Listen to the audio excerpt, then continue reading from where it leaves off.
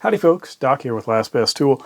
And as I went into my kind of mini toolkit 1.0, I asked for a lot of opinions in the comments section and I got them. So now we're into mini toolkit 2.0. Originally I started with this size Maxpedition. I was trying to stay within this. What I've done is I've moved up to a little bit larger one, but let me explain that. So I thought about going to something bigger. Here's a Maxpedition Janus. This has, what's up? If I wanted actually a fanny pack type, I don't want to go that big. That's for another project. My smaller one, I am going to develop that a little bit differently. That's still in the running, but it's a completely different design. I thought about going with a larger Maxpedition, like one of these fatty pockets. I've got a great big one here, but it doesn't have the internal storage, so I need to, hook and loop it. Then I thought about this guy. But one of the things I've noticed, is playing with these is they open like a book, and I'm not sure that's the best. So that's another reason I went with this. And then a while ago, I was using this 511. It's actually, a Molly tactical pouch, just one giant one. I've been using that. This is way better. So let me start into this thing. But first, a couple of things. Somebody suggested gloves. I totally agree. I don't know if they belong inside the toolkit, so I'm going to leave them out, but I'm with you there.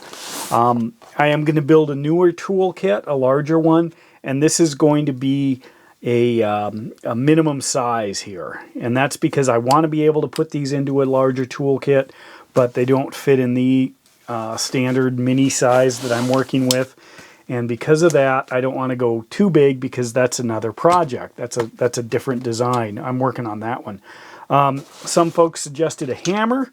I thought about it. I thought about cutting down a hammer, maybe, taking my angle grinder and making a hammer. But anything of any size that's going to fit in here is really kind of exceeding the point of what I'm doing. And so I'm going to back off on that one.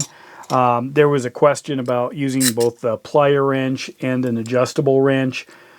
So this actually comes out. It does have great features, but I've got an adjustable wrench, and you'll see a Cobra, and I've considered some other pliers, so I'll get there. Some people said, oh, I need some big bolt cutter or some, dedicated cutter. That actually would go into a higher level toolkit, so I'm not going to go down that road. Some said, gee, just get a Leatherman and a, some of the adapters, maybe the ratcheting adapter, and I've got everything I need right here. Yeah, I totally agree with that concept, but that's not this concept. So I'm going to abandon that. Some said get a headlamp instead of, a standard kind of a flashlight. I agree, that's in there. Some suggested a lighter, like a Bic lighter. Couldn't find my Bic lighter around here, so I grabbed a Zippo here. Possibly, but that actually is probably going to be in another kit. So anyway, let's dig into this thing and see what we're working with. Now I've gone with this. This is the Vanquish Maximizer in a wolf gray. Weight does not matter here because if I confine the volume, the weight doesn't matter because it can't get too much. I can easily pick this up. Now you notice I slid down the zippers on both sides. What this allows, this kind of a mechanism, opening here, it's actually, I'll show you the inside first. It actually has a full zip here on the sides, but I can also just go right in through the top if I want to do that. So that's one of the reasons that I've gone with this. It's about the right size. I'm going to end it here, go with one larger, which I've mentioned, kind of the bug out tool bag, and then one ultra mini. But let's go over some of these. This is version 2.0. There will be a 3.0. So now we're going to refine, kind of our ask here in a tool container of some sort. It's kind of a mini toolkit. It's a grab and go, the main things. So on the outside, there is a zipper pouch, and what I have done in here is I have put in some work towel. These are kind of paper towels, but they're fairly durable, and a voltmeter, or a multimeter. This one's a Sperry. I do have a small Craftsman. I haven't decided which to use, but this has always served me well. You know, obviously there is a risk of busting the thing, but what I've decided to do is, if I separate out these paper towels and slide this right down the middle, then it actually works quite well inside here, as long as I don't drop it. So then I've got my couple of paper towels here. Let's go into this. Oh, I will mention, kind of along the lines of the paper towel, I wish somebody made a flat safety glass. I have flat, kind of like N95 masks. They fold completely flat, and then you kind of open them up. It seems like you could make some sort of a shield, a safety glass shield that folds flat, that you could put in kits like this.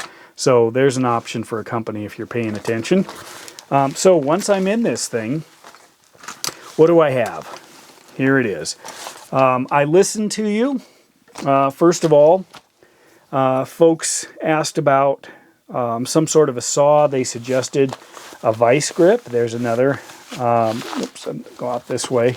Another piece where you could create sort of like a hacksaw right here, and then saw away. So I stuck a Milwaukee torch in here. It's a fine tooth. It's not good for cutting wood, but it's better for cutting metal.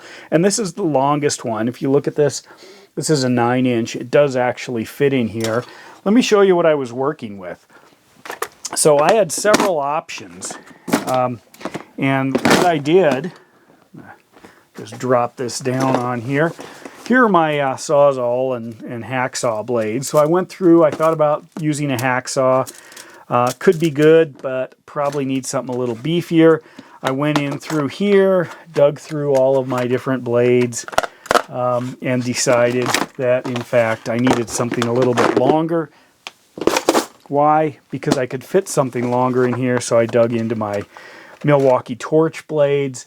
I do have longer ones. Those don't fit. Shorter ones, beefier ones, more aggressive ones, smaller ones. I decided to go with that one particular Milwaukee 9-inch torch, and it works. I've tried it. If I hold on to it with a pair of mini vice grips, I can actually do some real live work with it. Kind of surprising.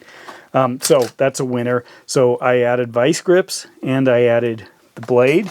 This is not part of it. Move those over. So another thing I did is I went down to one socket rail. These socket rails are short snap-on ones. Sometimes I cut them off exactly to what I want, round them off on a grinder. But I ended up going here with I've got I believe a 1917. So I eliminated the 18, got rid of the 16. I go 15, 14, 13, 12. I think I eliminated the 11, so I got 10. And then maybe 9 and 8, or 8 and 7. I can't, what do I have here? This is a 10, so I kept there's a 12, 10, 12, so I have a 13. That's what it is. So anyway, you can see I've eliminated a bunch of the sockets that I have never in my life used. So that simplifies that. If you notice here, I put on one of these snap-on magnetic plates here, one of these little flexible magnetic ones. That's to keep things organized as I'm working with screws or bolts or nuts or whatever. For the knife, I decided to go a different route. I went with this one. Rather than a replaceable blade, a snap-off blade, I thought, you know, a lot of times I don't mind having a real full-on knife rather than, you know, something that's sacrificial. And I looked around, I thought, well, this actually has a really sharp tip. The cutting on this Tonto blade up front is very reminiscent of a utility blade, and I've got the serrations if I'm trying to cut cordage or something. But that's what I've decided here, rather than dealing with replaceable blades. Same Klein micro screwdriver. A lot of folks said get a headlamp instead of a dedicated flashlight, so I did. This is a Milwaukee headlamp. It's running 3 Energizer lithium cells inside it, so it should have great shelf life, cold weather. Unfortunately, on the Milwaukee, there is a a button right up here that is very easy to hit. So if I pushed on that, on the side, I might turn it on and burn out the battery. So I just grabbed a washer, threw that over the top, just like that. And then I've got my slice of inner tube, which is, whoops, turned it on doing this. Got to do 3 clicks to get this guy off. Just to hold that steady right there. And that should work fine, but if I need to, I can actually turn it on through the inner tube. So that's to prevent, burning out the battery. I used to be one of those that would reverse batteries, but boy, if it's dark and you're stuck, trying to figure out how to switch batteries around is crazy. So anyway, I did opt for a headlamp. Good suggestion. Yeah, that's what I did. I'm going to keep my Knipex twin grips. Great pliers, screw extraction. They work like slip joints. They don't have quite as much reach as a big pair of slip joints, but there aren't a lot of things that I need that big a grip.